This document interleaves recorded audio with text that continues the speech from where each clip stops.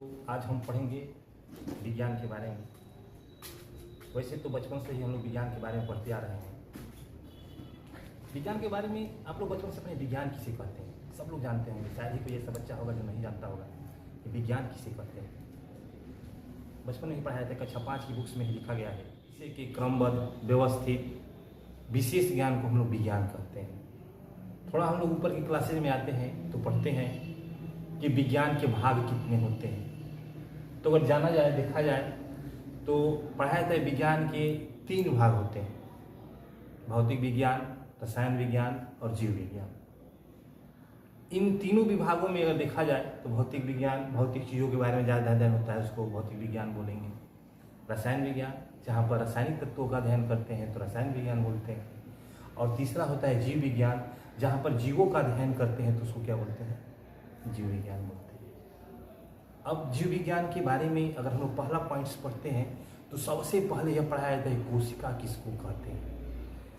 लगभग सारे बच्चे जानते हैं जो जीव विज्ञान के बारे में पढ़े होंगे, 1-2 चैप्टर भी पढ़े होंगे तो जानते हैं कि कोशिका क्या है। शरीर की सबसे छोटी सूक्ष्मतम इकाई जिससे शरीर का निर्माण हुआ उसको क्या बोलते हैं?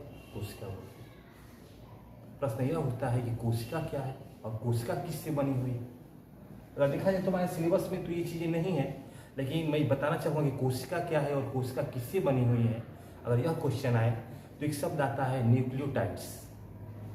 न्यूक्लियोटाइड्स के मिलने से क्या बनता है? कोशिका का निर्माण होता है। जीव का जब शुरुआत हुआ, जीव जब बने तो सबसे पहले जीव कहाँ पर बने? सागर में। और सागर में जो जीव था वो क्या था? एक कोशिकीय जीव था। और वह एक कोशिकीय जीव किससे बना हुआ था? न्यूक्लियोटाइड से बना हुआ था। वो न्यूक्लियोटाइड्स क्या था? गैसों का मिश्रण था। मिलर ने अपने प्रयोग से यह सिद्ध किया कि जो जीवों का निर्माण हुआ वह गैसों के मिश्रण से न्यूक्लियोटाइड्स बनी और न्यूक्लियोटाइड्स के मिलने से कोशिका का निर्माण होता है। और वही कोशिका हमारे प्राइमरी के विशेष बेसिक क्लासेज में पढ़ाया जाता है कि कोशिका क्या है। हम उसी के बारे में कुछ चीज़ें जानने का प्रयास करेंगे। कोशिका क्या है? शरीर की सबसे छोटी इकाई या सबसे छोटी क्रियात्मक इकाई और संरचनात्मक इकाई। मतलब क्रियात्मक मतलब जहाँ से शरीर की सारी क्रियाओं की शुरुआत होती है वह कोशिका की सबसे छोटी क्रियात्मक इकाई होगी। और संरचनात्मक मतलब शरीर की जो संरचना बनती है उसकी सबसे छोटी इकाई क्या होगी? संरचनात्मक इकाई। मतलब कोशिका क्या है? संरचनात्मक और क्रियात्मक दोनों इकाइयों के रूप में उसको जाना जाता है, जो सबसे छोटी होती है। दूसरी चीज, कोशिका का बायोलॉजिकल नाम, बायोलॉजिकल अगर बोला जाता हो उसको साइटो लिखा जाता है। साइटो बोला जाता है। बायोलॉजिकल नाम क्या है? मृत कोशिकाओं को खोजा जाता है। कैसे खोजा?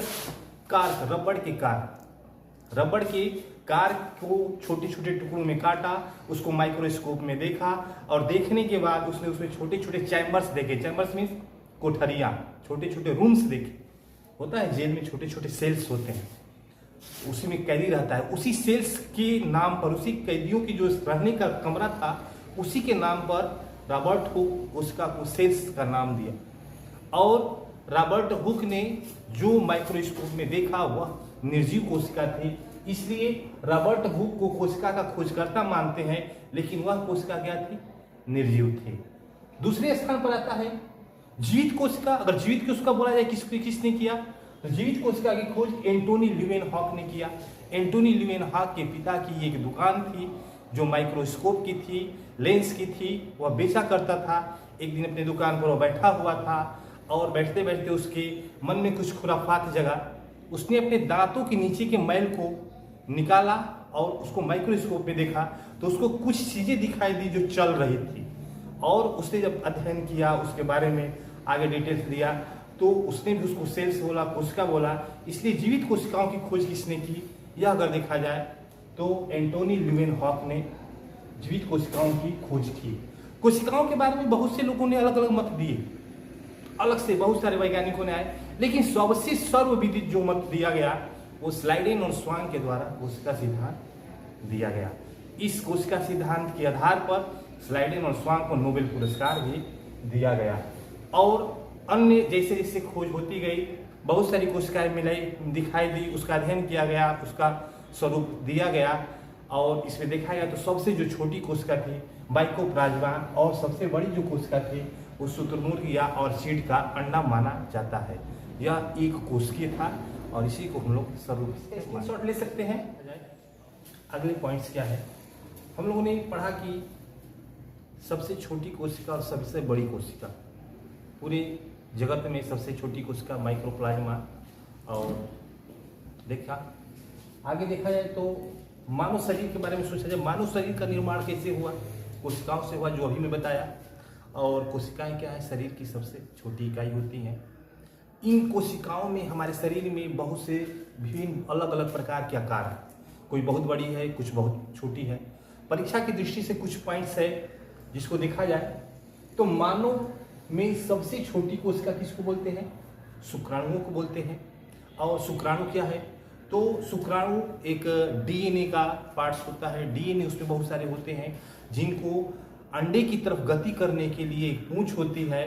और इस सारी संरचना के अनुसार अगर देखा जाए तो शुक्राणु जो है मानव शरीर की सबसे छोटी कोशिका के रूप में, शुक्राणु में अंडे की तरफ बढ़ने के लिए एक लंबी पूंछ होती है। यह नर में पाया जाता है, जो जनन अंगों के द्वारा सुरक्षित रूप से जनन क्रिया में। तो दूसरे स्थान पर आता है जो मानव शरीर में सबसे छोटी कोशिका के रूप में जाना जाता है, लाल रक्त कणिकाएं, रेड ब्लड कैपिलरीज। अब रेड ब्लड कैपिलरीज क्या है, तो हमारे शरीर में ऑक्सीजन और कार्बन डाइऑक्साइड के परिवहन के लिए उत्तरदायी जो होता है वह रेड ब्लड कैपिलरीज के रूप में हम लोग जो आता है। सबसे छोटी कोशिका अगर देखा जाए तो श्वेत रक्त कणिकाएं होती हैं, जो शरीर में रक्त में लाल रक्त कणिकाओं के साथ। अगर सबसे बड़ी कोशिका के बारे में सोचा जाए तो अंडाणु को क्या मानते हैं, मानव शरीर में सबसे बड़ी कोशिका होती है। यह अंडाणु जो होता है महिला या फीमेल में पाया जाता है। यह अंडाणु शुक्राणुओं के संयोग से नए जीव की उत्पत्ति होती है, नई कोशिकाओं का निर्माण होता है। यह शरीर में गोल रंग की संरचना होती है, जो मानव में सबसे बड़ी कोशिका के रूप में जिसे हम लोग जानते हैं। सबसे लंबी कोशिका के बारे में अगर सोचा जाए तो न्यूरॉन का नाम आता है। न्यूरॉन क्या होता है, तंत्रिका कोशिकाओं से रिलेटेड होता है, मस्तिष्क में उपस्थित